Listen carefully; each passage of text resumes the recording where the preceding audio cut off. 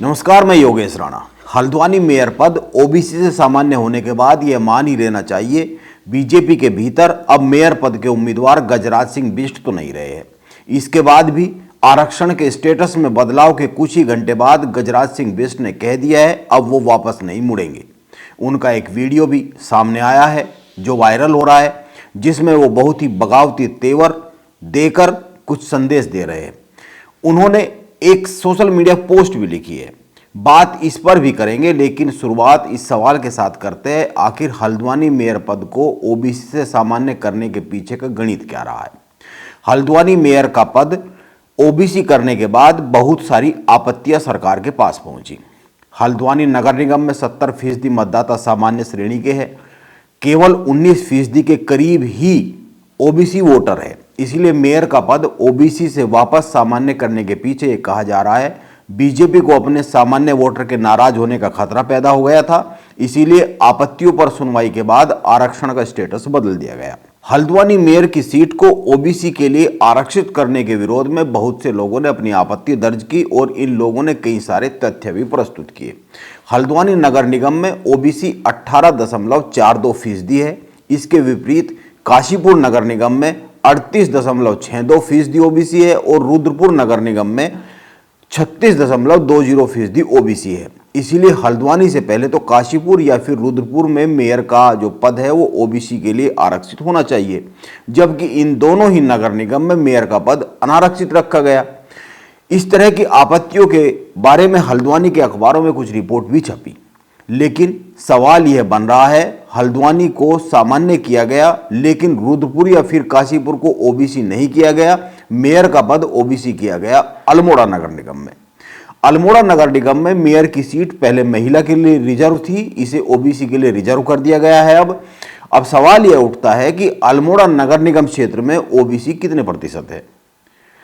अल्मोड़ा में अमर उजाला और हिंदुस्तान अखबारों में जो रिपोर्ट छपी है, इस आरक्षण में फाइनल सूची में बदलाव के बाद ये रिपोर्ट बताती है कि पालिका से नगर निगम बने अल्मोड़ा में सीमा विस्तार तो अभी हुआ नहीं है और अल्मोड़ा में करीब 7% के आसपास ओबीसी है। इस तरीके से हल्द्वानी में ओबीसी करीब 19%, रुद्रपुर में ओबीसी करीब 36%, काशीपुर में करीब 38% और अल्मोड़ा में करीब 7%। यानी हल्द्वानी मेयर पद ओबीसी से सामान्य करने पर कुछ सवाल तो उठ ही सकते हैं, जो उठ भी रहे हैं। अब दूसरी चर्चा पर आते हैं। एक नैरेटिव हल्द्वानी में बन रहा है कि गजराज सिंह बिष्ट को रोकने के लिए यह बदलाव किया गया। अब यह बदलाव क्यों किया गया, इसके पीछे क्या कारण रहे हैं, क्या तकनीकी वजह रही है, किस तरह की आपत्ति थी, कुछ आपत्तियां तो हम भी बता रहे हैं। यह तो सब चर्चाएं हैं और सबका अपना अपना नजरिया है। हल्द्वानी के आज के अखबारों में कुछ इस तरह की खबरें छपी भी है, इसीलिए इन चर्चाओं पर बात नहीं करते हैं। बात करते हैं गजराज सिंह बिष्ट की आगे की राजनीति पर। अब हल्द्वानी मेयर का पद ओबीसी से वापस सामान्य हो गया है, इसीलिए बहुतों के दिमाग में यह बात होगी गजराज सिंह बिष्ट तो अब मेयर पद की दौड़ से बाहर ही हो गए।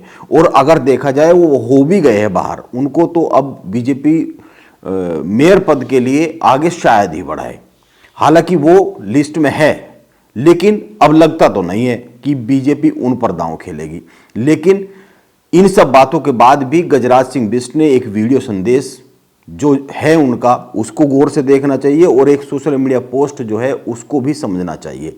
गजराज सिंह बिष्ट ने सोशल मीडिया पर हल्द्वानी को नमस्कार करते हुए खुद को अभिमन्यु बताया है। मैं जब महाविद्यालय में पढ़ता था, महाविद्यालय में एक शेर मैं हमेशा याद रखता हूँ और उस शेर को मैं हमेशा अपने चुनावी भाषणों में कहता था कि लगा दो आग पानी में, शरारत हो तो ऐसी हो, मिटा दो जुल्म की हस्ती, बगावत हो तो ऐसी हो।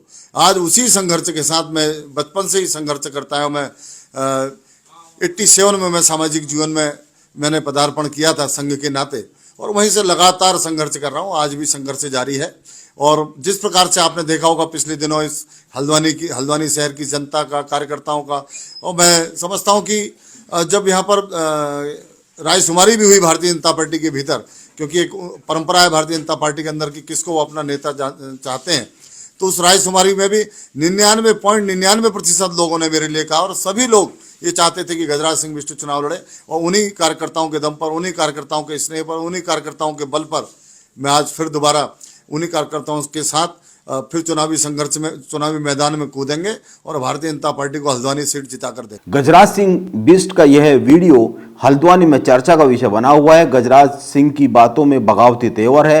अब बीजेपी इन बगावती तेवर को कैसे संभालेगी है तो बीजेपी के बड़े पदाधिकारी ही जाने। बीजेपी के प्रदेश अध्यक्ष महेंद्र भट्ट कुछ सोच ही रहे होंगे इसको कैसे मैनेज किया जाएगा।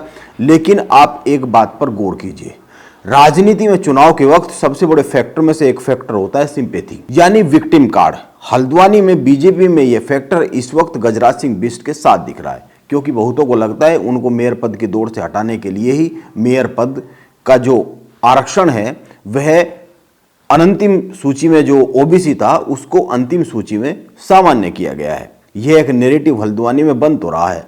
राजनीति में इस तरह से फेवर में माहौल बनने के अवसर बहुत ही कम आते हैं। गजराज सिंह बिष्ट बीजेपी में अपनी दावेदारी को लेकर इतने आगे बढ़ चुके हैं, अब उनके पास वापसी का रास्ता दिखता तो नहीं है। उन्होंने पत्रकारों से बातचीत में यह कहा भी था कि उनकी दावेदारी पेश करने का मतलब ही है कि उनको उम्मीदवारी मिलनी ही मिलनी है। अब अगर वो वापस होते हैं तो यह उनके राजनीतिक कैरियर के लिए यह जो यू टर्न होगा यह एक बड़े नुकसान के तौर पर भी साबित हो सकता है। हालांकि यह भी सही है, अब उनको बीजेपी में मेयर पद की उम्मीदवारी मिलती तो नहीं दिख रही है। आखिर में एक बार कांग्रेस के संभावित उम्मीदवारों पर नजर डालनी चाहिए। नई सिचुएशन में कांग्रेस के पास जो नाम है उनमें दीपक बुलोटिया, पूर्व दर्जा मंत्री ललित जोशी, पूर्व नगर पालिका अध्यक्ष हेमंत बगड़वाल, कांग्रेस के जिला अध्यक्ष राहुल छिमवाल, महानगर कांग्रेस अध्यक्ष गोविंद सिंह बिष्ट, योगेश जोशी और भी कई सारे नाम हैं। बड़ी लंबी सूची है कांग्रेस के पास भी। लेकिन कांग्रेस में मेयर पद का जो उम्मीदवार तय होना है उसके लिए दो मानक समझे जाने चाहिए। एक, जो भी उम्मीदवार तय हो उसकी जो हल्द्वानी का ग्रामीण इलाका है, कालाडोंगी विधानसभा के वार्ड है और जो लालकुआं का वो इलाका है जो नगर निगम में आता है, उस हिस्से में उसकी पकड़ होनी चाहिए जहां से बीजेपी जीतती रही है। दूसरी अनिवार्यता यह है कि हल्द्वानी से कांग्रेस के विधायक सुमित हृदयेश उस नाम पर सहमत होने चाहिए जो नाम मेयर के लिए आगे आएगा।